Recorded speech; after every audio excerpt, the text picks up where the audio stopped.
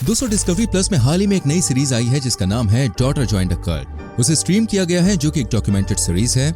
Y studios जियो chat के द्वारा बनाई गई ये सीरीज ओटीटी प्लेटफॉर्म पर 2 जून को स्ट्रीम की गई। जैसा कि हमने आपको बताया, ये एक डॉक्यूमेंटेड सीरीज है और इसमें बताया गया हर एक फैक्ट स्वामी नित्यानंद के ही पुराने भक्तों द्वारा क्लेम्ड है। हाल ही में सीरीज ने ओटीटी प्लेटफॉर्म पर सनसनी फैला दी है, लेकिन आखिर इसके पीछे का कारण क्या है? आइए जानते हैं कौन है स्वामी नित्यानंद और क्यों इनके ऊपर ऐसी डॉक्यूमेंटेड सीरीज बनाई गई है। तिरुवन्नामलाई तमिलनाडु में अरुणाचलम और लोक नायिका नाम के कपल के घर 1 जनवरी 1978 को एक पुत्र का जन्म हुआ, जिसका नाम अरुणाचलम राजशेखरन रखा गया। इनका जन्म जिस समाज में हुआ उसे साइवा वेलाला कम्युनिटी कहते हैं। 3 साल के उम्र से अरुणाचलम राजशेखरन का झुकाव अध्यात्म की ओर दिखने लगा था और इसका कारण असल में इनका एनवायरनमेंट और इनके आसपास के लोग थे। अरुणाचलम राजशेखरन के गांव में ही एक साधु जिनका नाम योगी राजा था, वो योगानंदपुरी में रहा करते थे। जैसा कि हम सब जानते हैं, अक्सर साधु चाहते हैं कि उनके बाद उनके ज्ञान की प्राप्ति और उनके द्वारा अटेंड स्पिरिचुअल पावर्स और कॉन्सेप्ट को आगे बढ़ाने वाला कोई तो हो। तो उनको एक क्षमता गांव के इस बच्चे अरुणाचलम राजशेखरन में दिखाई थी। उन्होंने तय किया कि वो अरुणाचलम को अपना शिष्य बनाएंगे और आगे चल के वही इनका नाम आगे बढ़ाएंगे। लेकिन शायद उनको उस वक्त इस बात का अंदाजा भी नहीं था कि वो अपने ज्ञान को कितने गलत हाथों में सौंप रहे हैं। असल में वो जिसको एक साधु संत बनाना चाहते थे, वो अध्यात्म और भगवान के नाम पर एक धब्बा साबित होगा। उन्हें ये बात नहीं पता थी। अपने शुरुआती दौर में जब राजकरण अपने गुरु के साथ रहा करते थे, तो उन्होंने अपने आप को बिल्कुल अध्यात्म से जोड़ रखा था और वो कई सारी स्पिरिचुअल प्रैक्टिसेस भी किया करते थे। 12 साल की उम्र तक उन्हें अपने आध्यात्मिक ज्ञान और शक्तियों का एहसास हो गया था। इसके बाद कई बार उन्हें यह एहसास हुआ कि उन्हें ज्ञान की प्राप्ति हो रही है। इसी बीच 17 साल की उम्र में उनके गुरु यानी योगी राजा योगानंदपुरी की मृत्यु हो गई। गुरु जी की मृत्यु के बाद राजशेखरन ने जगह जगह भ्रमण करना शुरू कर दिया। इनका कहना था कि 22 साल की उम्र में ही इनके साथ कुछ ऐसी घटनाएं घटी और उनको कुछ ऐसे एहसास हुए जिससे उन्होंने ये घोषित किया कि वो एक आम इंसान नहीं है और उनके पास दिव्य शक्तियां हैं। अब दोस्तों, अगर आपने कभी नोटिस किया हो तो भारत में लोग अपने धर्म को जानने और समझने से ज्यादा विश्वास धर्म के ऐसे गुरुओं पर करते हैं जो कि अपनी दिव्य शक्तियों का प्रदर्शन करके लोगों को बेवकूफ बनाते हैं। और इसका एक नहीं बल्कि आपको ऐसे कई उदाहरण मिल जाएंगे जिसमें भोले भाले भक्तों और लोगों को अपने जाल में फंसाने के लिए कुछ ढोंगी बाबा या अन्य धर्मों के भी लीडर्स चमत्कारी बातें बताकर और लोगों को विश्वास दिलाकर उनका इस्तेमाल करते हैं। फिर चाहे आप आसाराम बापू को देख लें या उनके बेटे नारायण साईं को देख लें या चाहे आप बाबा राम रहीम को ही देख लीजिए। हालांकि जो बात समझने वाली है वो ये है कि ये ठग और ढोंगी बाबा अगर आपकी धार्मिक आस्थाओं का मजाक उड़ाते हैं तो कहीं न कहीं ये आपकी गलती है कि आप उनके ढोंग को बढ़ावा देते हैं, क्योंकि हमेशा से ही ऐसे कई किस्से सामने आते रहे हैं जब भोले भाले लोगों को धर्म के नाम पर बेवकूफ बनाया जाता रहा है। खैर, बात करते हैं अरुणाचलम राजशेखरन की, जिन्होंने 24 साल की उम्र में आकर अपना नाम ही बदलकर नित्यानंद रख दिया, जिसका मतलब है कि वो कोई साधारण व्यक्ति नहीं है और वो बेंगलोर में जाकर सेटल हो गए। 2003 में कर्नाटक में उन्होंने अपने खुद के आश्रम, जिसका नाम ध्यान पीतम था, उसकी नींव रखी। इसके बाद स्वामी नित्यानंद ने वही रास्ता अपनाया जो ज्यादातर ढोंगी धर्म के नाम पर लोगों को बेवकूफ बनाने के लिए इस्तेमाल करते हैं। आपने देखा होगा कैसे लोग क्रिश्चियन मिशनरीज पर आंख बंद करके विश्वास कर लेते हैं जब वो ये दिखाने की कोशिश करते हैं कैसे उन्होंने किसी विकलांग इंसान को फिर से चला दिया या किसी पैरालाइज्ड इंसान की पैरालिसिस को ठीक कर दिया। कुछ ऐसा ही किया स्वामी नित्यानंद ने भी। वो भी जगह जगह हॉस्पिटल्स में भ्रमण करते और लोगों पर अपनी स्पिरिचुअल पावर का इस्तेमाल करते। अगर उनसे संपर्क में आने वाला इंसान मेडिकल ट्रीटमेंट के कारण भी ठीक हो जाता तो वो उसका क्रेडिट खुद ले लेते और लोगों को बताते कि वो सिर्फ उनकी चमत्कारिक शक्तियों की वजह से ठीक हुआ है। अब जाहिर सी बात है कि ये सब होने के बाद उनकी फैन फॉलोइंग बढ़ती गई और धीरे धीरे लोगों को उन पर विश्वास होता गया। ये इतने प्रसिद्ध हो गए कि इन्होंने अमेरिका में भी अपने आश्रम की एक ब्रांच खोल दी, जहाँ भारतीय और साथ ही अमेरिका के नागरिक भी इनको ज्यादा संख्या में फॉलो करने लगे। इस ऑर्गेनाइजेशन का नाम था दोस्तों द लाइफ ब्लिस फाउंडेशन। इनके आश्रम में कई तरह के आध्यात्मिक प्रक्रियाओं को अंजाम दिया जाता था, जैसे मेडिटेशन, योगा, भक्ति आदि। हालांकि वो ये सारी प्रैक्टिसेस पुराणों से पढ़कर ही करते थे और इसी वजह से यहाँ हेल्थ इश्यूज के ठीक होने के चांसेस भी काफी ज्यादा रहते थे। लेकिन इसका कतई ये मतलब नहीं था कि इनके अंदर कोई दिव्य शक्ति है। इनका आश्रम इतना प्रसिद्ध हो चुका था कि Guinness book of world record में भी 2 बार इनके आश्रम का नाम चढ़ चुका था। वो अपने बारे में ये भी कहते थे कि वो खुद भगवान शिव के एक अवतार हैं और उन्होंने कड़ी तपस्या के बाद ही कई तरीके की सिद्धियों को प्राप्त किया है। इनका कहना था कि 22 साल की उम्र में ही उन्होंने ज्ञान की प्राप्ति कर ली थी और इसी वजह से वो चाहे तो आंखें बंद करके भी अपने आसपास क्या हो रहा है या उनके पीछे क्या हो रहा है सबकी खबर बता सकते हैं। उनका ये भी कहना है कि उन्होंने अपनी तीसरी आंख को भी एक्टिवेट कर रखा है और उनका कुंडलिनी चक्र भी एक्टिवेटेड है। और तो और उन्होंने बिना किसी प्रूफ के ये भी कह दिया कि वो कई सारे अंधे बच्चों को अपनी सिद्धियों के द्वारा देखने की क्षमता प्रदान कर चुके हैं।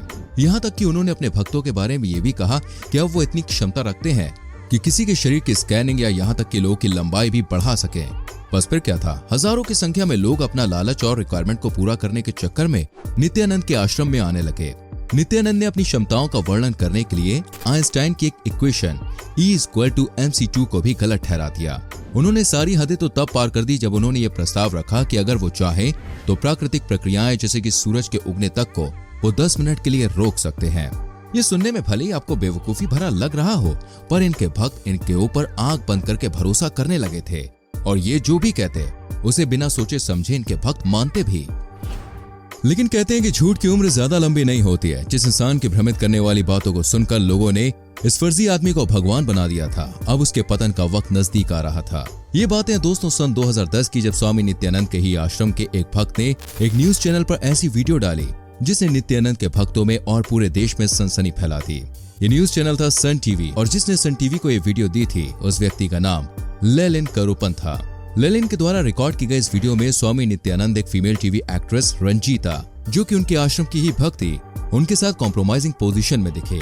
मार्च 2010 में इस वीडियो को टेलीकास्ट कर दिया गया और यही वो समय था जब न सिर्फ इनके भक्तों का बल्कि पूरे देश का खून खौल उठा, क्योंकि इस आदमी ने लाखों लोगों की आध्यात्मिक भावनाओं को ठेस पहुंचाई और उनके विश्वास को तोड़ा था। ऐसा इसलिए भी क्योंकि इस आदमी ने अपने आप को प्रसिद्ध करने के लिए भगवान शिव का नाम तक इस्तेमाल किया और अपने आप को भगवान शिव का अवतार बताने लगा। और तो और ये जिस भगवा रंग का कपड़ा पहनता था वो देश विदेश में रह रहे लाखों हिंदुओं के धर्म की पहचान थी। हालांकि कोई भी चोर ये नहीं कहता कि उसने ही चोरी की थी। और वैसे ही न सिर्फ नित्यानंद बल्कि रंजीता ने भी इस वीडियो को फेक बताकर रोकने की बहुत कोशिश की। स्वामी नित्यानंद ने तो ये भी कहा कि सिर्फ उनको डिफेम करने के लिए ये एक जाल है। हालांकि अभी भी नित्यानंद के कुछ भक्त अंधविश्वासियों की तरह उनकी बातों को ही दोहराते रहे और उन्होंने भी यही क्लेम किया कि उनके गुरु की इंसल्ट करने के लिए ये सारी साजिश थी। लेकिन बहुत से लोग ऐसे भी थे जिन्होंने इस इंसान को सही जगह दिखाई और इसके पोस्टर्स को जगह जगह जूतों के प्रिंट के साथ चिपका दिया। 2011 में सीआईडी ने इस केस को अपने अंडर इन्वेस्टिगेट करने की घोषणा की। इन्वेस्टिगेशन के दौरान सीआईडी टीम को एक नॉन डिस्क्लोजर एग्रीमेंट के बारे में पता चला, जो कि हर एक भक्त को आश्रम ज्वाइन करने से पहले साइन करना होता था। इस एग्रीमेंट के सामने आने के बाद से केस और पेचीदा होता गया। 2012 में इस केस में ऐसे शख्स की एंट्री हुई जिसने स्वामी नित्यानंद के चेहरे को पूरी तरह से एक्सपोज कर दिया और ये शख्स कोई और नहीं बल्कि नित्यानंद की ही एक भक्त आरती राव थी। आरती राव ने इन्वेस्टिगेशन के दौरान ये साफ साफ कहा कि वो भी एक समय इस ढोंगी बाबा के आश्रम की भक्त हुआ करती थी और आश्रम में उनकी स्टे के दौरान कई बार नित्यानंद ने उनका रेप किया। जब उन्होंने नित्यानंद के खिलाफ उनके आश्रम में आवाज उठाई तो उनको डराने के लिए कई बार कोशिश की गई और तभी उन्होंने लेलिन करुप्पन के साथ मिलकर नित्यानंद को एक्सपोज करने के लिए उसके रूम में कैमरा लगा दिया। हालांकि इन सब के बाद नित्यानंद ने पुलिस से भागना शुरू कर दिया और 5 दिनों तक वो गायब रहा। लेकिन कर्नाटक के रामनगर डिस्ट्रिक्ट में उसने पुलिस को सरेंडर कर दिया। और सिर्फ यही नहीं बल्कि और भी कई ऐसे केसेस सामने आए जिसमें इस ढोंगी के आश्रम के पोल सबके सामने खोल दी। एक ऐसा ही केस था संगीता का, जो कि 2014 में नित्यानंद के आश्रम में मृत पाई गई। रिपोर्ट के अनुसार इस मृत्यु का कारण हार्ट अटैक था। लेकिन 24 साल की संगीता की मां झांसी रानी का ये कहना था कि उनकी बेटी की मृत्यु हार्ट अटैक से नहीं हुई है बल्कि उसको मारा गया है। झांसी रानी ने अपनी बेटी को इंसाफ दिलाने के लिए सीबीआई से रिक्वेस्ट की कि वो इस केस की इन्वेस्टिगेशन करे। झांसी रानी ने यह भी बताया कि संगीता उस आश्रम में रहना नहीं चाहती थी, लेकिन उसे जबरदस्ती उस आश्रम में रखा गया। और जब संगीता की मां झांसी रानी उसे लेने आश्रम पहुंची तो संगीता पर चोरी का आरोप लगाकर उसे वहां से बाहर जाने से रोक दिया गया। ये आखिरी टाइम था जब झांसी रानी ने संगीता को देखा था। ऐसे ही कई सारी शिकायतें कई सारे लोगों द्वारा नित्यानंद के अगेंस्ट फाइल की गई, यहाँ तक कि उस पर छोटे छोटे बच्चों के अपहरण का भी केस दर्ज कराया गया था। नित्यानंद इतने सारे घिनौने काम करने के बाद भी अभी तक पुलिस की हिरासत में नहीं आया और भारत की ही नहीं बल्कि अमेरिका की पुलिस भी नित्यानंद की खोज कर रही है। आज के वक्त पर किसी को भी इस बात की थोड़ी भी जानकारी नहीं है कि आखिर नित्यानंद है कहाँ। गुजरात की पुलिस के द्वारा इस बात का पता चला है कि वो भारत छोड़कर जा चुका है, जिससे कि कोर्ट की सुनवाई से वो बच सके। जहां उसके ठिकाने का किसी को पता नहीं, वहां वो सोशल मीडिया पर आज भी उतना ही एक्टिव है और हर रोज फेसबुक पर उसकी नई नई वीडियोस आती रहती हैं। नित्यानंद के अनुसार उसने अपना ही एक नया देश बना लिया है जिसका नाम उसने कैलाशा रखा है, जहां पर उस देश का अपना ही लॉ एंड ऑर्डर फॉलो किया जाता है। हालांकि दोस्तों ये बात सोचने वाली है कि हम कई बार अपनी श्रद्धा को ना समझकर इन ढोंगियों के बहकावे में आ जाते हैं और उसके बाद ये इसी तरह से हमारे समाज और लोगों को प्रताड़ित करते हैं और नुकसान पहुंचाते हैं।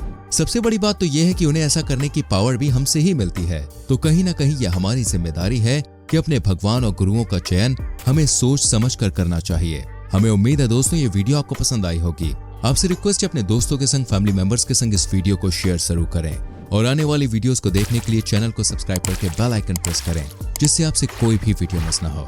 मिलते हैं दोस्तों अगली वीडियो में। अपना ख्याल रखें। Bye bye.